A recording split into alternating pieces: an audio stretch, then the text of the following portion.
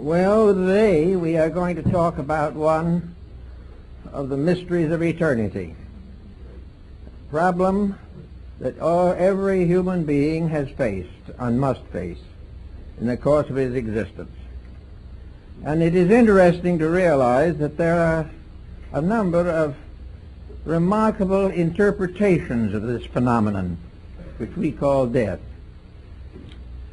So in many cases, the idea has been that the afterlife was simply an extension of physical existence into an invisible realm. This was the idea of the Chinese emperor, who had clay copies of his court made in life-size figures, standing in rows to serve him in the afterlife. Now, he did not believe that those concrete figures were going to serve him, but he believed in a spiritual mystery involved, that after he passed into the other world, these concrete and stone figures would be living, that they would be alive and full size and would serve him, and that he was merely moving his court from the visible to the invisible side of life. Now in Egypt a similar practice was also followed, but with more symbolism involved.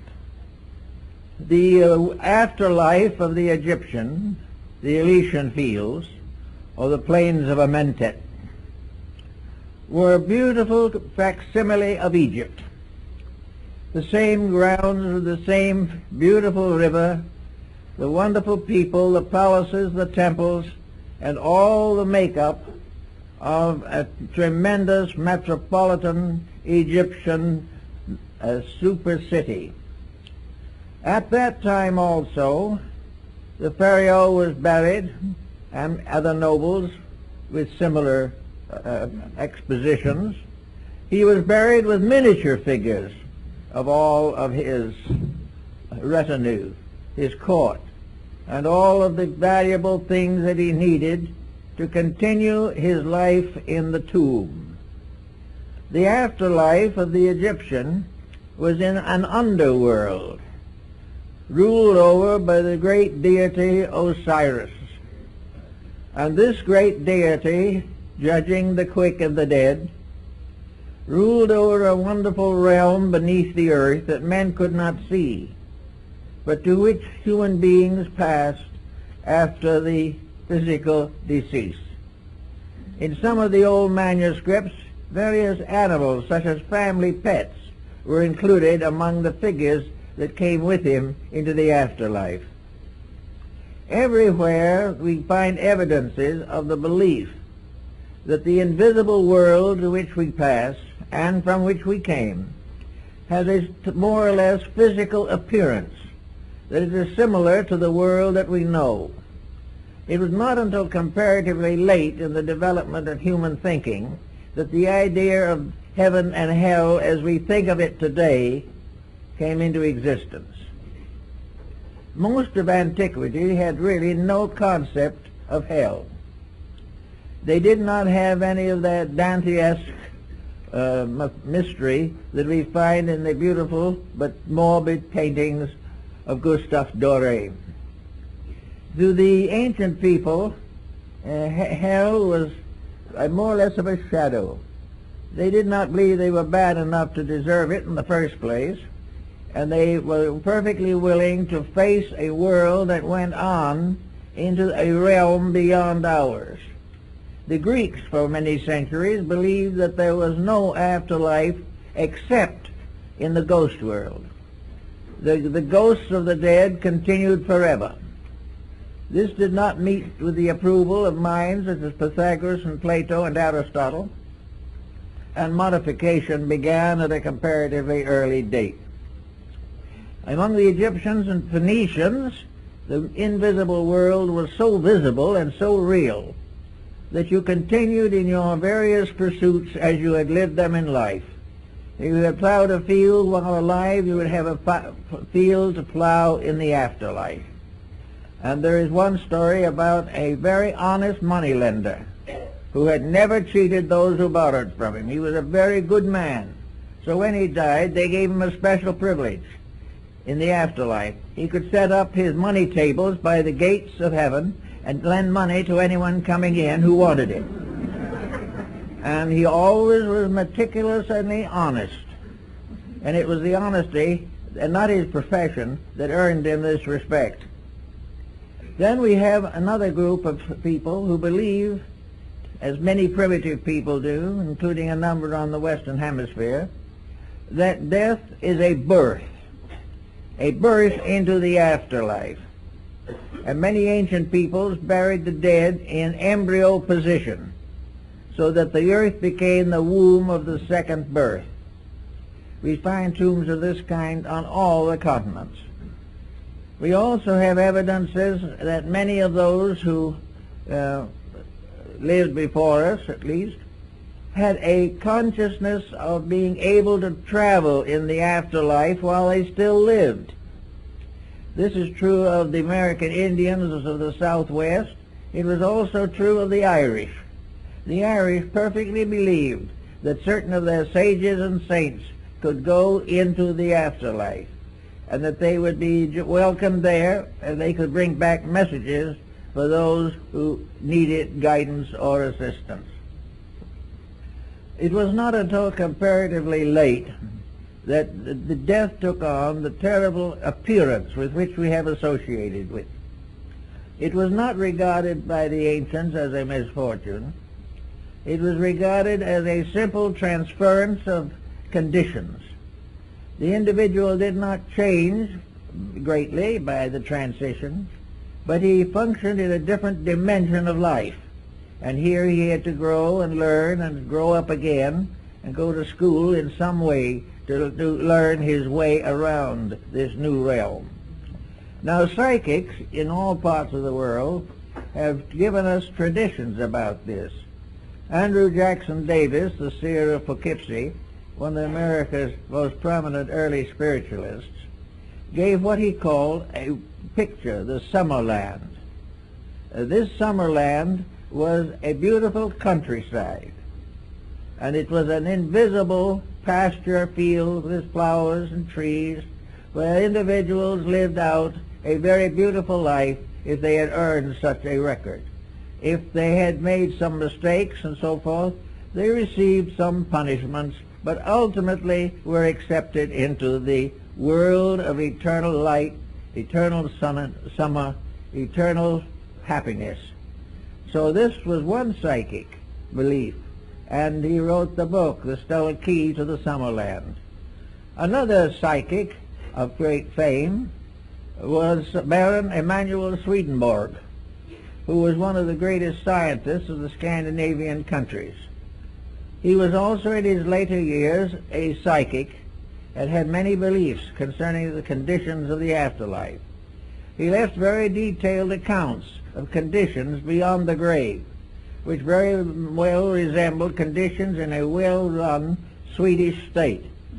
And among other things, in Swedenborg's viewpoint, any young ladies who happened to arrive in this afterworld were chaperoned to make sure that everything retained its proper proprieties. Now, we have constantly had psychics who have something to say about this type of thing, but have been strangely uncertain themselves.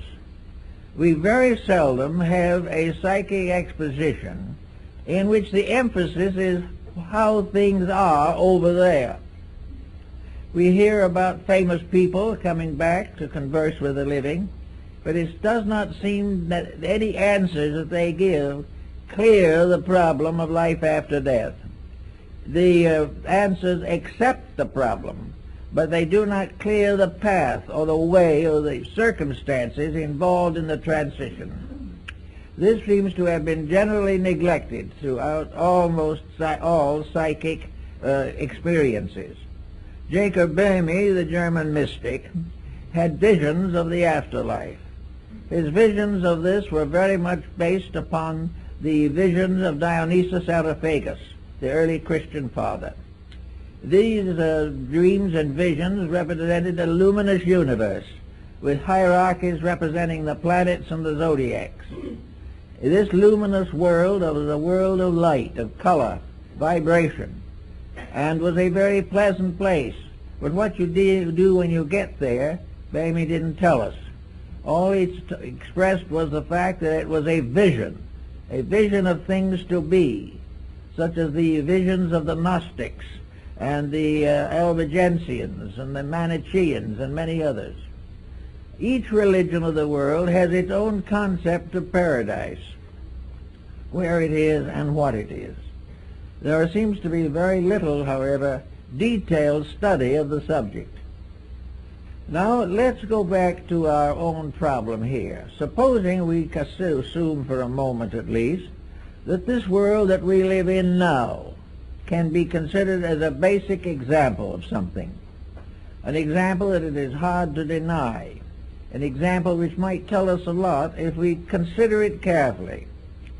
We know that life here begins with pain, begins with trouble, that most existence that we have here passes through stages of troubles and infirmities, that it only lasts for a certain length of time, and then in one way or another we depart. But there are a lot of things to think about in this. Why is this world, which was given to us according to Scripture as a garden, why did it get to be so troubled? Why is this planet that presumably was invented, devised, or created for the purpose of allowing or enabling human souls to grow, why has it been in trouble since the very beginning? Why has this growth consisted principally of war and crime? Why does everyone who comes into this world apparently come into a sphere of sickness, disease, sorrow, and death? Is this part of a plan, or is this something that shouldn't be but got to be from other causes? Let us assume for a moment that the person living in this world is living in a highly conditioned condition, which he has probably in one way or another caused for himself. In other words, it was not intended that birth should be a problem of great pain, that the growing up and living through the various intensities of life would be an endless cause of suffering and mental anguish, or that sickness would dominate the careers of many, and that very often both birth and death were painful experiences. Is this due to the fact that such was nature's intent? Or is it due to the fact that humanity, in one way or another, has tried to take over nature, has tried to rule nature rather than obey it, has tried to create its own laws, and has set up a human autocracy in the midst of a divine one? It seems as though there is much to indicate that the troubles that we have are mostly not the result of the way nature put things together, but the way that we have readjusted and dodged them from one condition to another. We have juggled these factors, and we have mixed them up so badly that we have ended up with crime and war. Suppose, for example, the human being had not made these mistakes. Supposing he had obeyed the laws of life as they were given to him and revealed again and again through his sacred writings and the wisdom of his sages. We would say the human being was born in peace and in consolation, that there was no back heredity, there were no deformities, there was no hereditary sickness, disease, emotional incompatibilities, broken homes, from which the individual had to come. Suppose that was eliminated. The result would be a very different type of person. A person not necessarily wise, but a person endowed with the natural gift of the world in which he lives. He would be endowed with the simple fact that he could exist happily and comfortably, and for the most part in good health. Now, most of our problems probably arise basically from bad health. We become toxic or disturbed emotionally.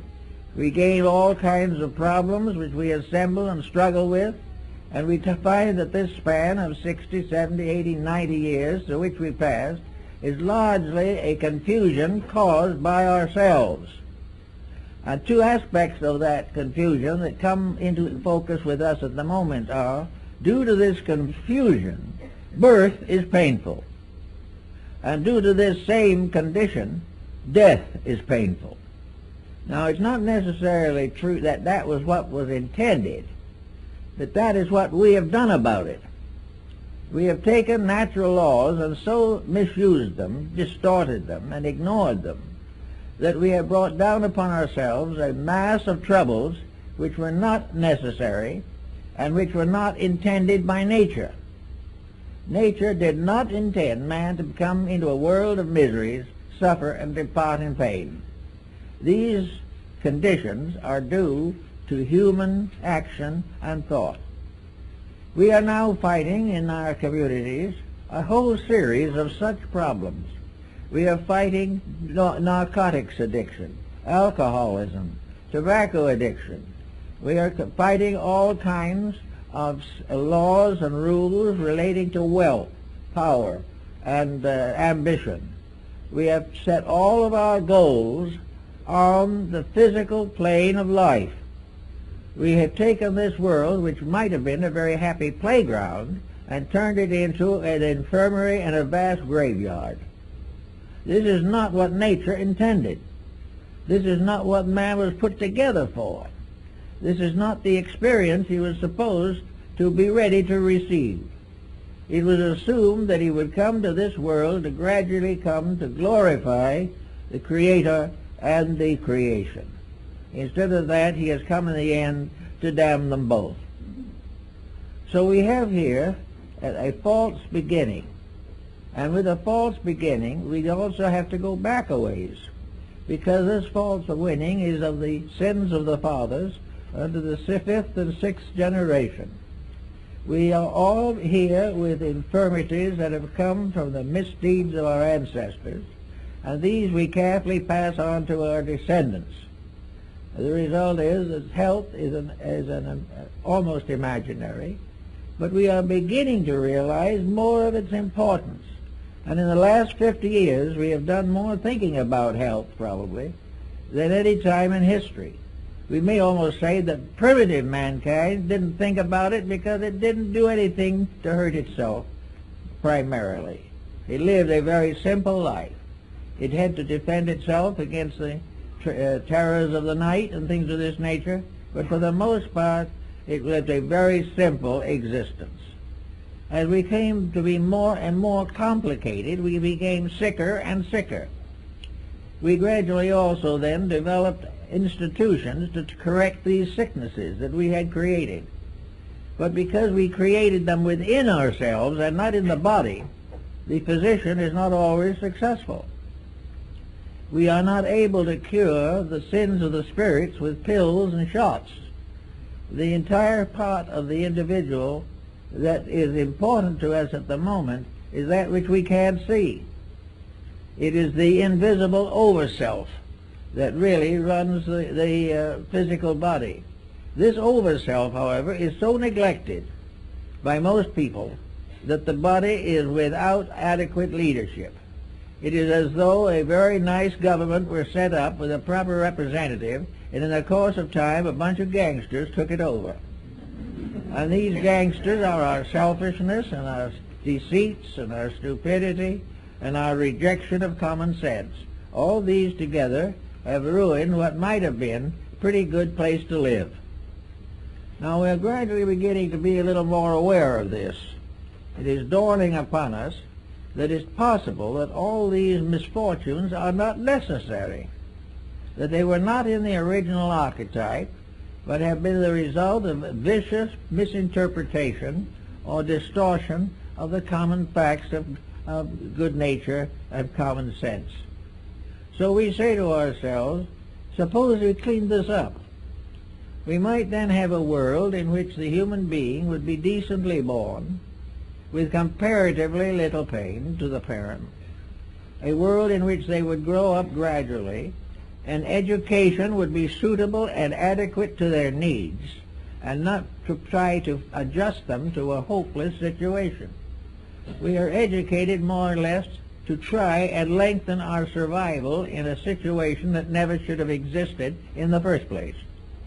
And true education, a true realization of our real purpose and our real potential, hasn't a chance. It wouldn't even be mentioned because it would interfere with some monopoly that is flourishing, for the moment at least. So we have no way of, at the moment, correcting some of these problems. But they are correctable. They should never have existed. And they represent a very vicious misuse of an inheritance which came from the highest possible source, truth. So we go along through the years and we get sick. And we get tired. And we get tempted. And one by one we fall under some form of disease or displeasure which begins to corrupt our natures. And so the body, which probably has a potential strength of at least close to a century, may give out any pair along the line, because simply it does not have the strength with which it was intended to be endowed. Now this doesn't mean that every person in trouble has lived a riotous life, but behind every person may be several generations of the lawless. And many a proud family now, which is also in trouble, it has among its ancestors 2 or 3 that were hung from the yardarm, that were actually pirates of the worst. So we have bring with us a body which is more or less not a blessed gift in the beginning, the way it is now, though the best can be done under the circumstances. But this body comes in with a great many deficiencies that are due to the ancestral pattern and the whole line of the descent of humanity. The human generation and regeneration problem has been going on for ages, and we are now well along in a platform of misunderstandings and ignorance. So we come here with what we have, and being not too well, we begin to look over the situation to see if we can find something to do about it. So we get a little help from some new kinds of people that come up who are beginning to teach the importance of nature in remedying the defects of human beings. We begin to think of exercise and diet and living a little cleaner life and refraining from some of the noxious and toxic situations that are now gaining fame and distinction. But the moment we try to improve, we hit upon some pattern where someone is making a good profit by our not improving, and then we have difficulties again. In other words, to become honest is desperately dangerous. It becomes an interference with the rights of other people to do to us anything they feel like doing, which may or may not be particularly constructive. So on we go, and we learn a little as we go along, and we try to improve life, but we come gradually towards the end of the endurance of a body that has been seriously misused. At that time, there is a whole group of terminal illnesses with which we are combating.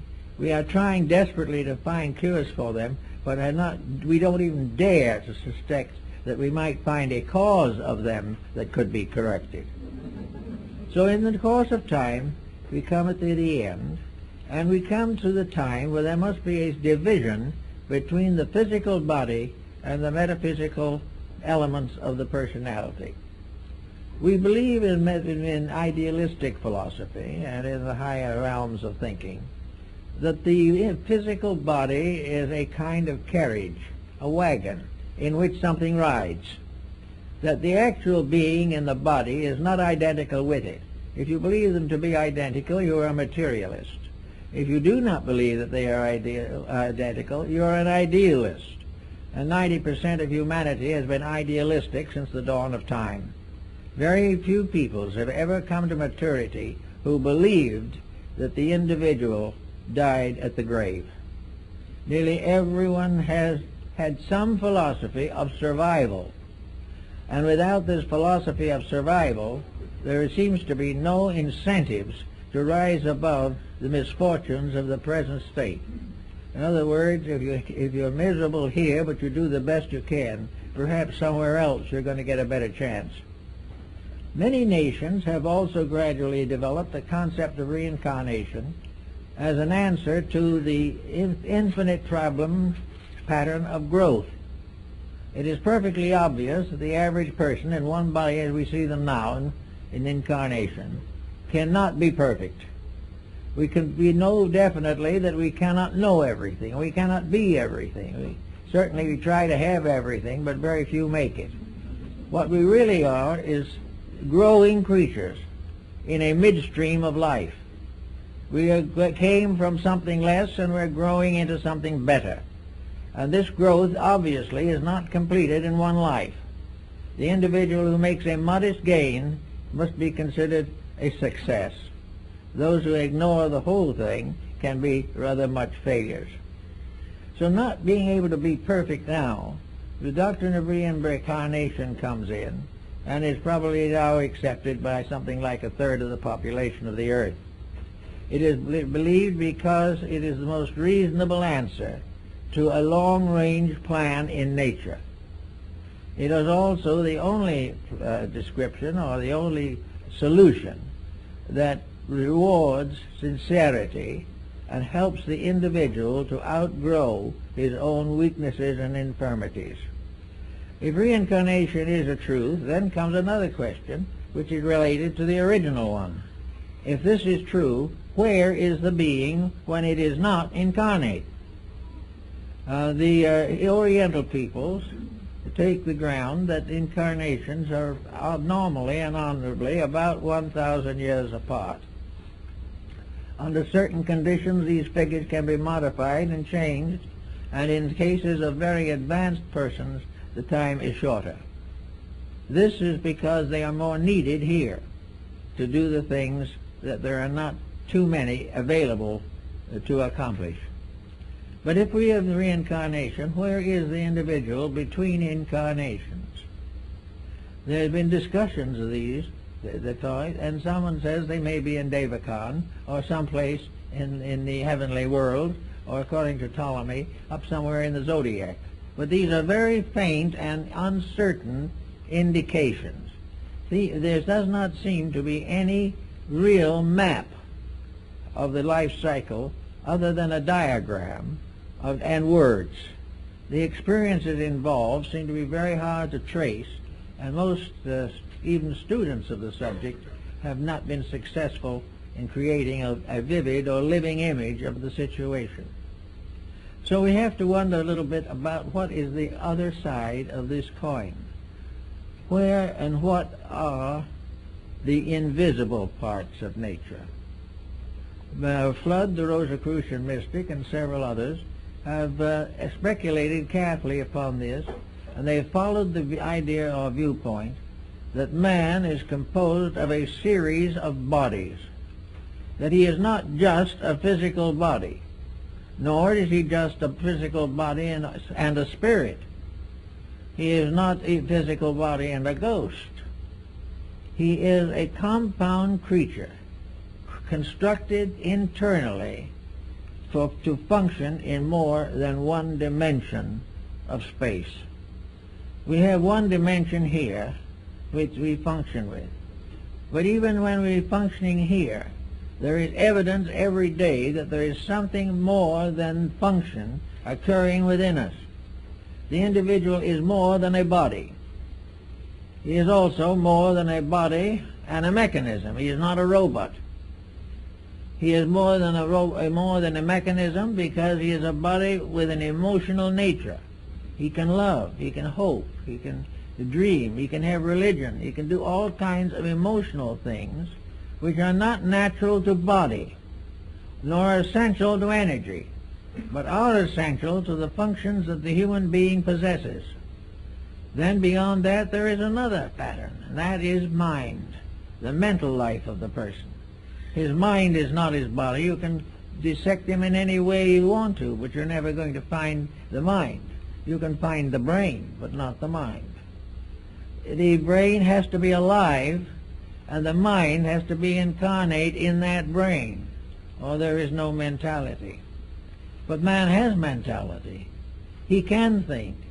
He has emotions. He can love. He has vitality. He can win at the Olympic Games. And he has physical establishment, which we call the body, which he keeps in a house and sends to work every day. These different things are part of man. They make together a person. And these four parts are all more or less vehicles, instruments to be used by something, to do something. Now the mind is not a divine thing. It is simply a dimension of existence necessary to thinking. But thinking is not the highest faculty of man. There are all other kinds of higher faculties. And most of all, this whole chain of bodies, like beads, this chain is strung of many beads upon a single thread, as Emerson tells us, and that this thread he calls the overself, or the soul. Now the soul seems to be the master of the mystery. The soul seems to be that thing in man which does not limit him to any of the dimensions of his physical sensory perceptions.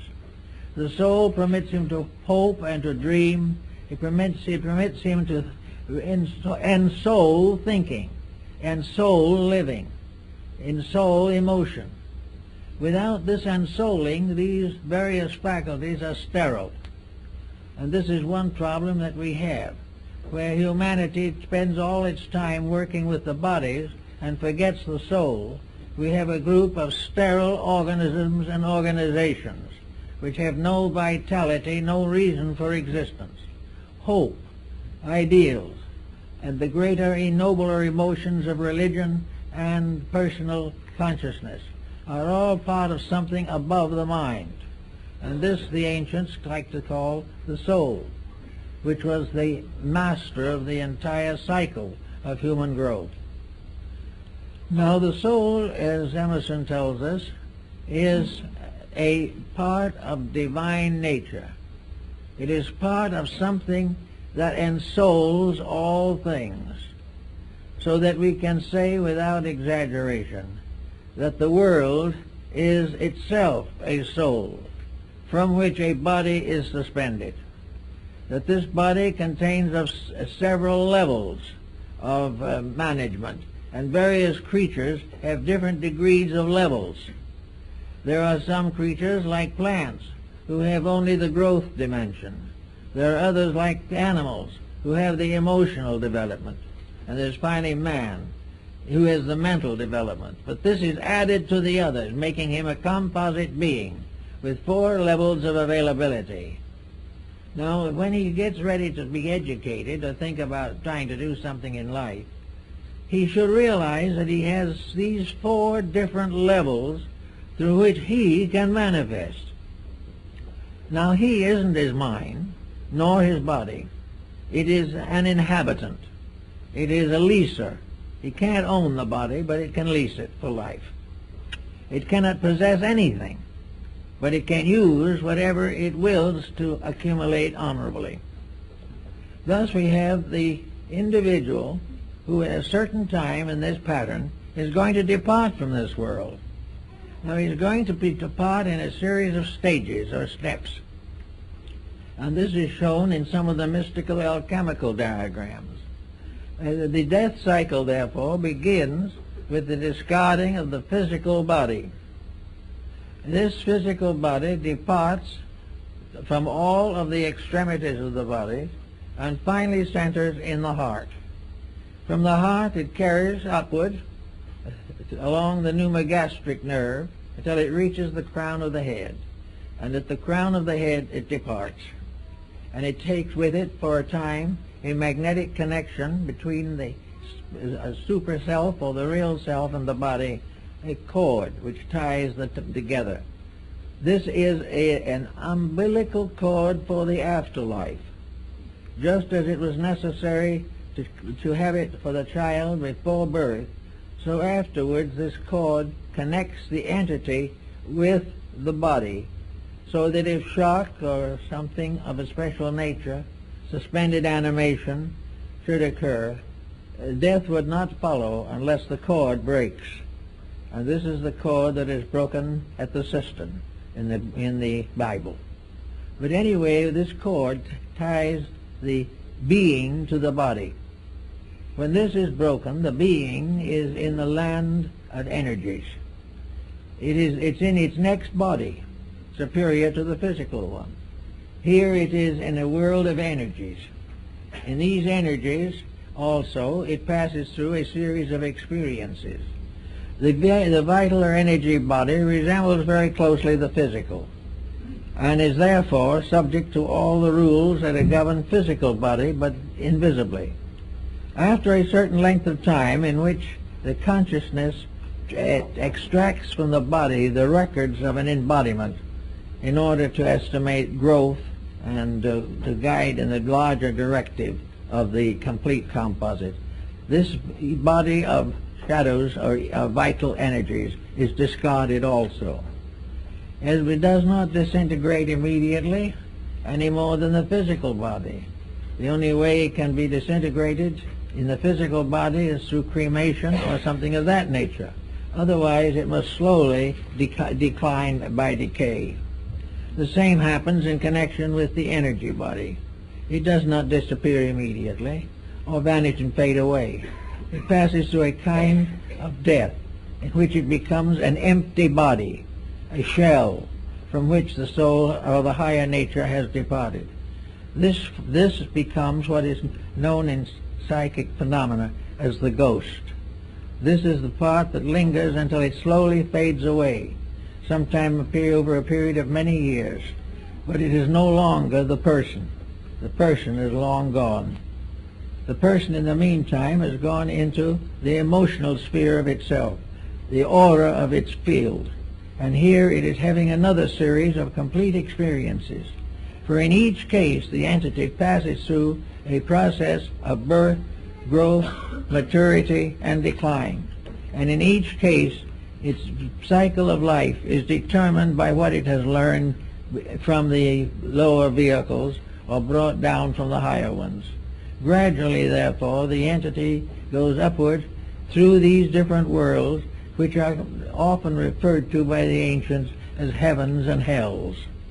Hell being nothing more or less than to inherit an etheric or vital body that was no better than the physical one when you were in it. In other words, the physical body was infirm because of abuse. The etheric double is infirm because of abuse or neglect. And in these experiences, the individual passes through rewards and punishments, which, however, are not eternal. They are not in the form of great damnations, but like the experiences of material life, are the results of things done and things undone, through which the entity has to gradually grow, extract the essence, and build this into what is called the soul. So all the experiences of an embodiment are precious, they are preserved, they are protected, and they continue. And here also we have the basis of the Akashic records, and the records of actions, and the records of other times, and the records of our planet itself are all preserved in these various strata. Then gradually the individual dies out or fades out of the emotional life. In each case, except the physical, it is a going to sleep. And Hamlet, you know, in the soliloquy, Hamlet says, he's referring to this, that in sleep what dreams may come. In the sleep of death, what dreams may come. This is a very good key that has been generally overlooked. So after that we go up to finally the mental, the mind. And here we have the coordinator who takes everything, or which takes everything, that has been learned and digested and assimilated, and builds it into the full record of an embodiment. In this embodiment, the record is a conscious one from below up. The passing from the body out upward to the higher vehicles is a conscious experience. The descent of the entity from the mental down to the physical is usually experienced in a condition of sleep or unconsciousness. from which the being awakens at the time of birth or shortly before that. Now we know that the birth physically has been preceded by a whole series of previous experiences which do not record as far as the physical world is concerned. But many of these experiences may be available to an entity before physical birth. They're available as factors in the development and consciousness of the entity. So we have, instead of heaven and hell, we have a life cycle. A cycle that goes on to one grade after another until finally it fulfills itself. In other words, a life. We say a lifetime. A lifetime is really a word applicable to the whole cycle. A lifetime is the length of time it takes to pass from the state of unembodiment down through embodiment and back again to unembodiment. This is one lifetime. And this is the period of time in which the alchemy of the transmutation of experience is consistently and continuously going on. And it is this that makes our entire pattern of life real and valuable. Now we also know that there are other factors that come in. We know that in physical life we dream. And we know that dreams sometimes are very strange things. Dreams sometimes become complete lifetimes. And in many cases you dream of things that could not possibly occur physically. In one quiet night we can dream of a terrible storm in the ocean, or a fire that is consuming a whole mountain. We have all kinds of personal experiences of fear and fate and death and life, all in dreams. And these dreams represent a certain amount of karmic dissension within the nature of the person. These dreams are all symbolical of something. They are symbolical of lessons to be learned, things to be understood, things to be worked with, rather than merely something to awaken from and hope and glad that it's over. So all these factors are involved in the problem of the other worlds, or the possible understanding of the true life cycle. It begins, however, as a lesson right here.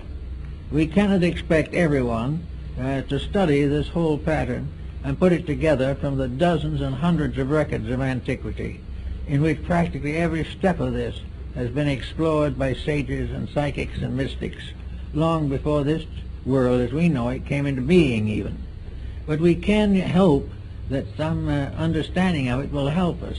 Now let's get practical for a moment. This all sounds very theoretical, I know, but let's see what it is to be practical. Here we are on a fairly comfortable planet, fairly nice environment, surrounded by mystery.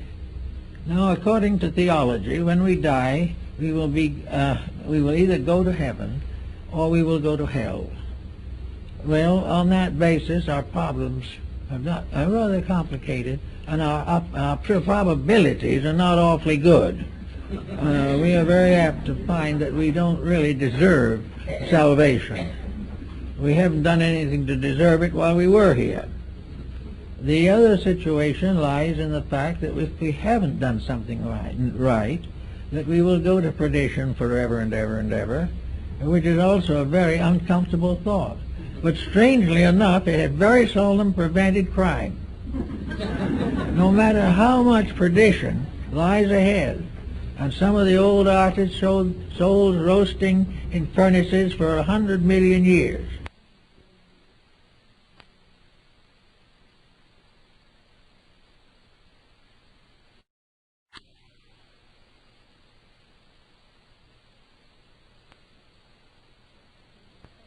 That particular cult from going out and picking someone's pocket or killing someone he didn't like. All these terrible things that were going to happen have never prevented crime. They have never really slowed it down much. But a great deal of crime has been committed in the name of these things, as though man had a right to actually execute perdition upon his own associates. So as long as this wasn't the way it seemed to be intended, we gradually outgrew the idea of eternal salvation and eternal damnation. It just didn't seem to fit into any kind of a plan. It did not make any contribution to the progress of things. If it had been intended that man be created perfect, it can certainly be assumed that this could be accomplished by any power great enough to create the cosmos. If we were to be perfected, there would be certainly built-in factors by which we could receive the inevitable impulses which a deity could bestow. Rather, we were sort of shipwrecked on an island and left to do the best we could. But the reason for that was also obvious. If we did achieve, we achieved ourselves and not by dependence on something else. Growth was a personal experience of unfoldment. And if somebody tries to grow for us, they grow, but we do not. So the whole problem of the beginnings and endings of these things could not be solved by the mere theological concept of eternal punishment or eternal reward. This being left out of the pattern, we come to the point made by Socrates in connection with wisdom. When he finally took the hemlock for refusing to pay a small fine, which his own disciples offered to pay for him, but this fine he considered unjust, and he would rather die than be a victim of catering to injustice. So, before he died, he said to his disciples, "I'm going out now, and I'm going on a journey, and it's fine. I'm perfectly happy about it. I've found two things are going to happen to me. Either I'm going to cease forever. There will be no Socrates. There never will be anything. Nothing that I've ever done will be remembered by me. The only things that will remember are those that come after me and read or study. I cease. On the other hand, there's another alternative. Maybe I do not cease. If I do not cease, then I will become again part of that invisible world which I have sought to explore all my life. I will go be a part of that eternal immortality in which I will learn as I have never learned before. I will know the wise and the good, and I will come to the answer of all the questions that I have ever asked." And Socrates then took the poison and died peacefully, convinced of the fact that he was going forth to the answering of questions and not going forth to an annihilation. He was going to continue the path of growth that goes on and on and on, but each step of it a dramatic adventure, if we accept it in that way.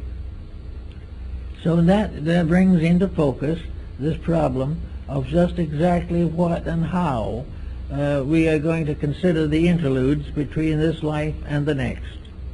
Perhaps the truth of the matter is very simple, that it will be a period of sleep, that we will sleep between lives as we have slept between days in this world. But while we are sleeping, the powers that be will be working in us and with us. But the powers will be working without our interference, which will enable them to work. Whereas in our night sleep, our dreams are all influenced by our psychological conditionings. So we'll have a chance for that type of thing, a quietude between lives, a Zen sort of situation, in which we will become so completely relaxed that we can see truth for the first time. Truth can only come in a state of peace. It can only come as a condition of reward or fulfillment. No one can demand truth, no one can sell it, no one can buy it. But we can all earn it, and we earn it by gradually eliminating the interferences. We take out of our lives the things that are not so. We take out of our lives the patterns and situations which have no meaning.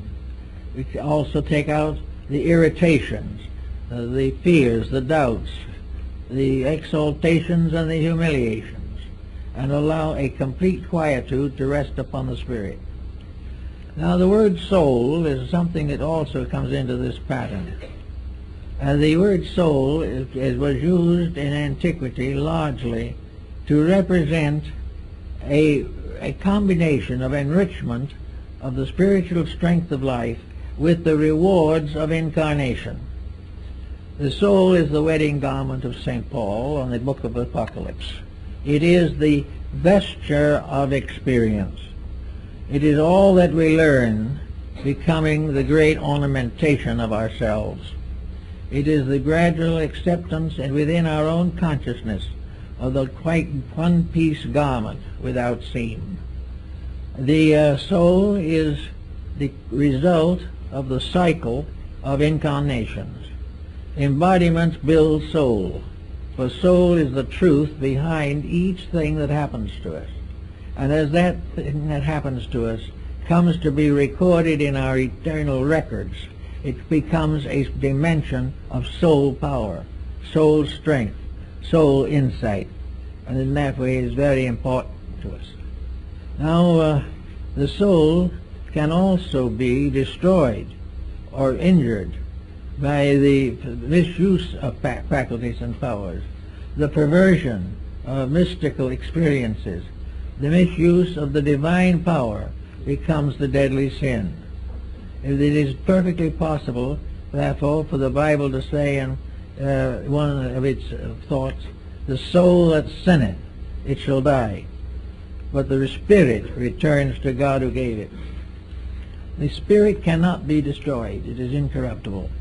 The soul can be a false pattern of living which falls apart. When it does so, this composite of mistakes can die because it consists only of false factors. But when it is fallen or died, the spirit, which is its real life and its eternal fact, goes on to a new pattern of experiences. There is no end to the spirit. But the soul is the golden wedding garment in which we are supposed to attend the marriage of the Lamb. All these things are told philosophically and mystically in the book of Apocalypse, or the Revelation of John. Now, when we get to this point in our problem, then, we come now back to the day, right now, when we have to keep on living. The concept is very simple, that these bodies that we have been seen by psychics, mystics, and clairvoyants, and have been referred to as auras, or magnetic fields. Now, each of these magnetic fields has a color, and each of these fields is by nature and substance of a beautiful color. But wherever the distortion and perversions arise, the colors change. And out of this also has emerged a method of treating the sickness by spectrochrome therapy, by the use of color. But color, clear, is a soul-building power, and in a sense is a dimension of the soul structure. But soul corrupted is a dismal thing, of paint or unpleasant color, obviously evil or distorted in one way or another. A corrupted habit of one kind or another. Supposing we have anger, we will say that anger arises on basis from a martial energy. In the ancient was a combination of astrology and esoteric therapy. Mars was the symbol of energy. Now, if this energy is used constructively, you have a bright, clear red. If it is used destructively, as in striking a blow, or in a nation is used as war, this right energy is tarnished into a deep, muddy red that is obviously a hideous and unpleasant color. Now, this color is with the person who has had a temper fit, or who has had a grudge, or has done something wrong. This color is not only in the magnetic field, but it is also a rate of vibration that can affect health. It can influence the mind, unfortunately. It can devitalize the tissues. It can shorten the life. Wherever the magnetic fields with their alchemical colors are corrupted by human action, they distort function, they destroy vitality, they impair health, and very often become the cause of chronic and incurable ailments. The individual with a bad emotion will ultimately have a sickness to match it. The sickness and the emotion will go together and perhaps cause the life of that individual to cease. And in the afterlife, when it reaches the level of the emotional nature, that color will assert its karma as a factor in character. In other words, that misuse of power is something we have to live through afterwards when we come back or on our way out of this embodiment. Wherever we store up poisons in the magnetic field through the misuse or perversion of facts and truths, we get this danger of going through the kamalokas, as the Tibetans call them. Those are the after-death experiences in which we have to cleanse ourselves from the various mistakes with which we have discolored the psychic fabric. All these things can be worked together into a system of thought. We don't need to tell what it is or how we got it, but we can start in early life and with people to recognize the great pattern of health is the individual learning to use his entire organism and abuse no part of it. If that goes on, gradually the entire complication of life ceases. Little by little the problems solve themselves. They will not be immediate. We probably have too much karma hanging over from some other past time that we have to clear up. But ultimately, the individual who becomes constructively integrated will recover from the evils from which he has suffered. It will affect his re-embodiment, the circumstances and conditions of a new environment. It will protect his present environment, and it will create strong constructive bonds between the individual and the society to which he belongs. There's no answer, therefore, to the after-death state except to deserve what might be termed a paradisical or peaceful afterlife.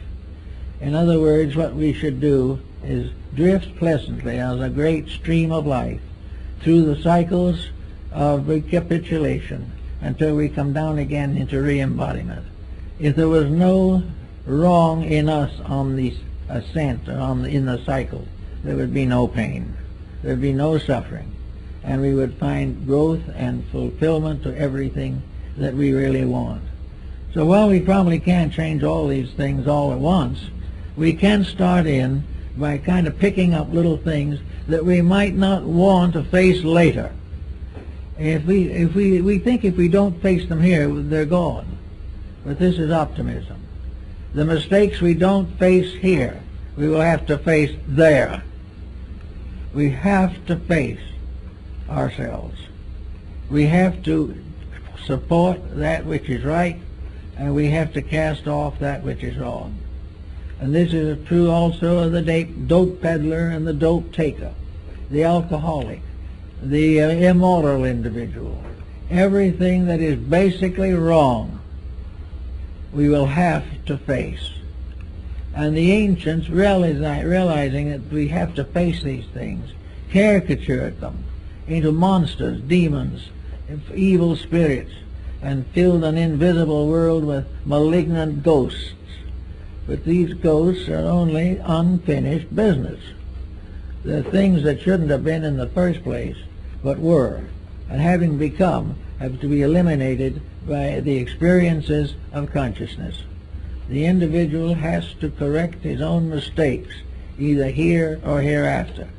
And this constitutes the cycle of a lifetime, of which only one small part is lived in the visible world. But it is in the visible world that independent action takes place. In the invisible world, there is no new experience added.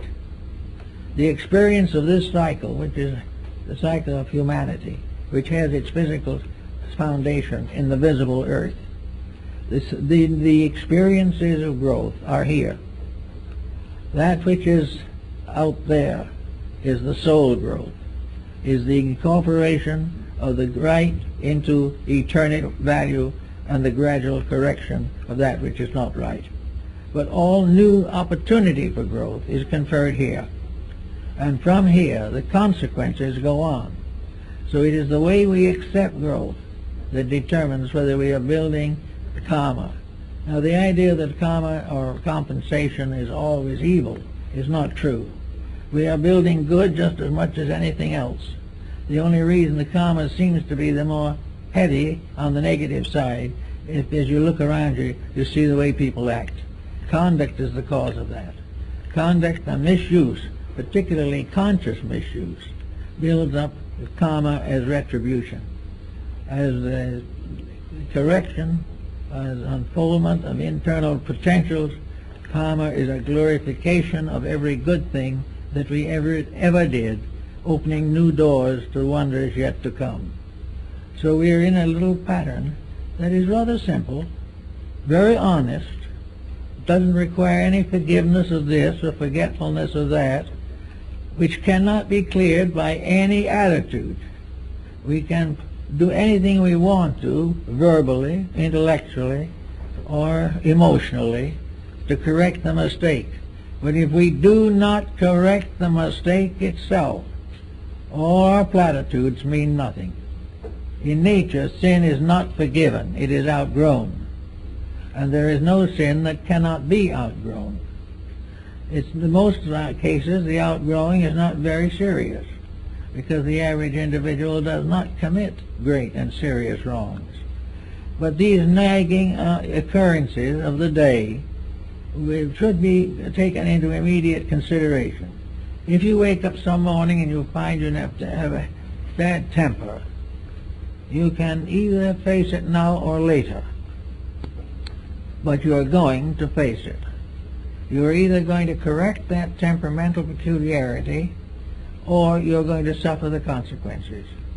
Now, in the case of a bad temper, the consequences might start a little sooner.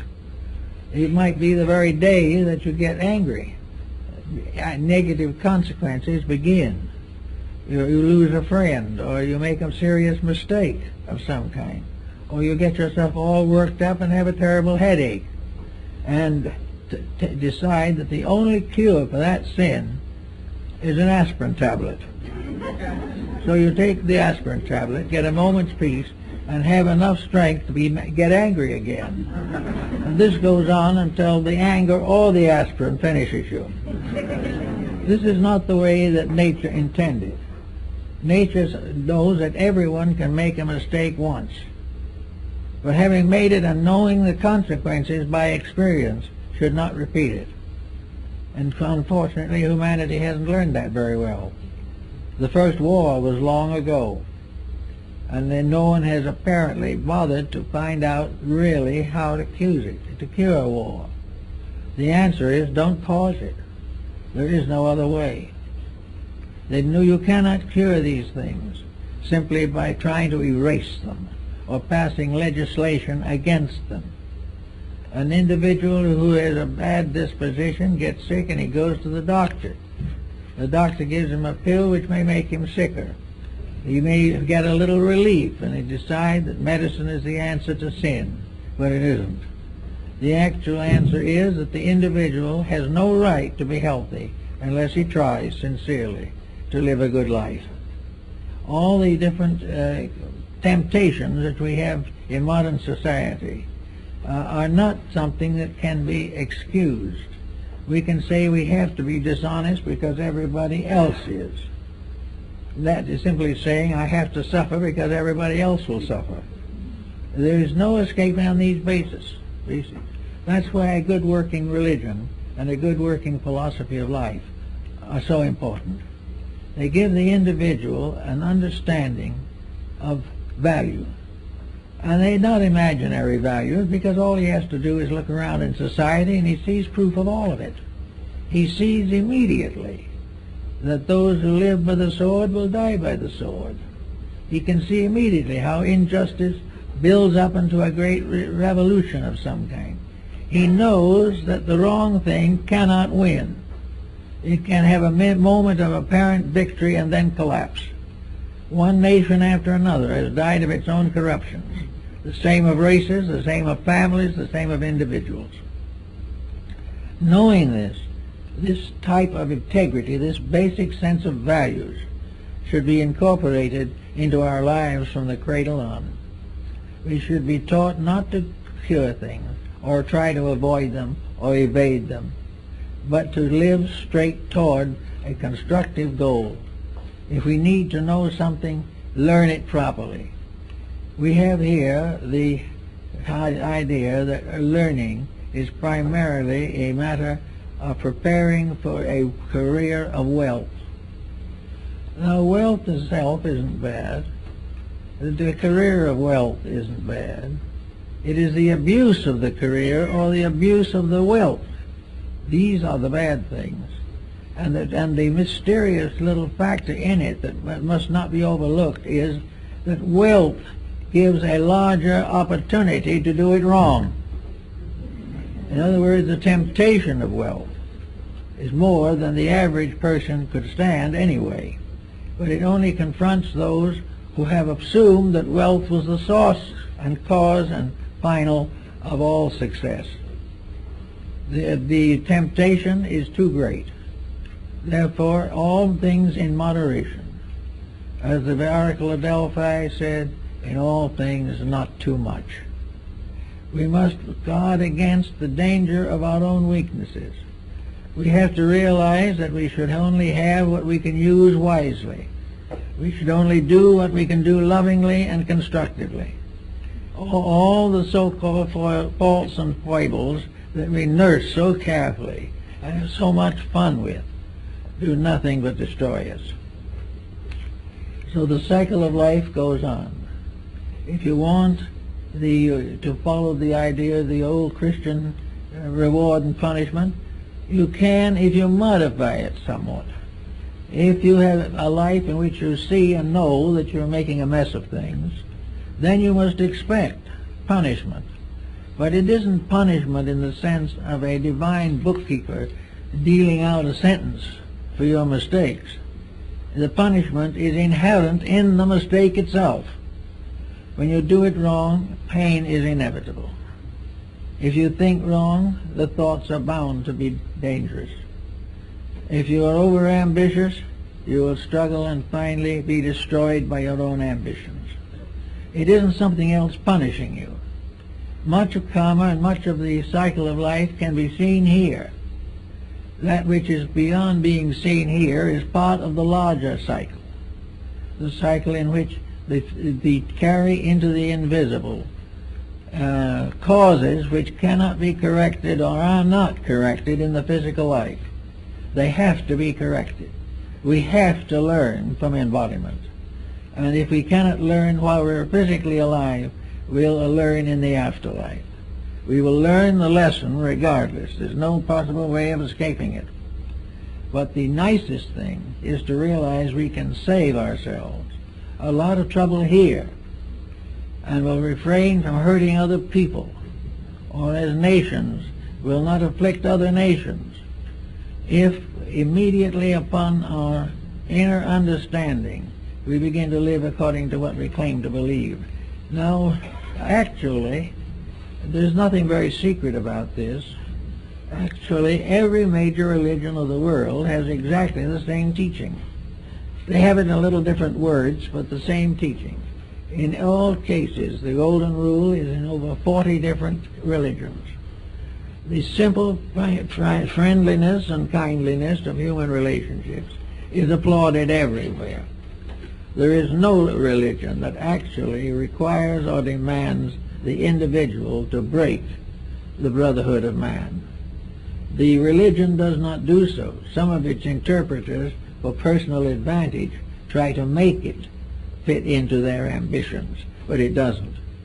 Actually, the average person belonging to any one of the religions of the world, including the primitive, will find the same general rule applying. Do right and be right. Do wrong and be wrong. Do that which is good and grow.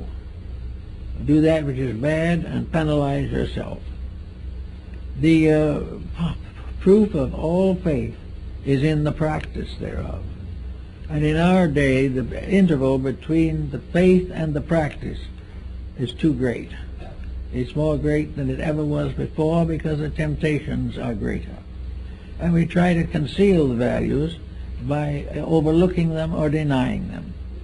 But the average person who is out making trouble for himself and others is someday going to face the tribunal.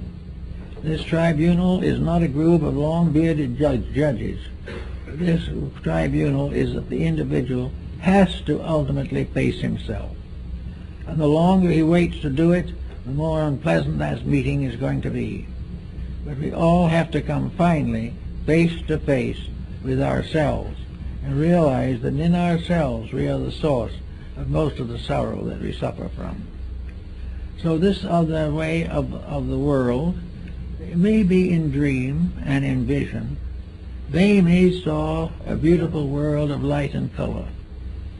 Even in passing out, he says last words were, "It is so beautiful."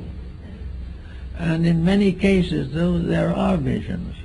And in some cases, someone like Andrew Jackson Davis could have a vision of an afterlife that is a beautiful valley with little farms and cottages and happy people. Those are symbols that arise in our own consciousness. But an afterlife that causes us fear, an afterlife that threatens us with damnation, is nothing. The threat is nothing. The individual breaks the rules just as he broke them before. You cannot frighten him into a state of grace very long. Occasionally you can prevent a single incident, but for the most part, in his daily life, the individual will break any law of nature which bothers him, which forces him to change his ways. He will keep his ways and the laws will be broken. But sometime in the never, never land, he's going to have to face these laws. The universe is an immutable instrument, created by an eternal reality. It is eternal in its scope and in its purpose. We must all go on and face the pattern of life for which our created universe was formed. We all have the same journey. We all have the same demands. We all have the same requirements in ourselves. We all have to be right. There can never be peace in our heart, tranquility in our homes, or peace in the world until we are right. Until we are right, we will be nagged by our own infirmities. We can see this now politically, scientifically, economically. We have not yet, however, seen it in ourselves and realize that we are also an economic and a political entity. We have the same temptations that everything else has.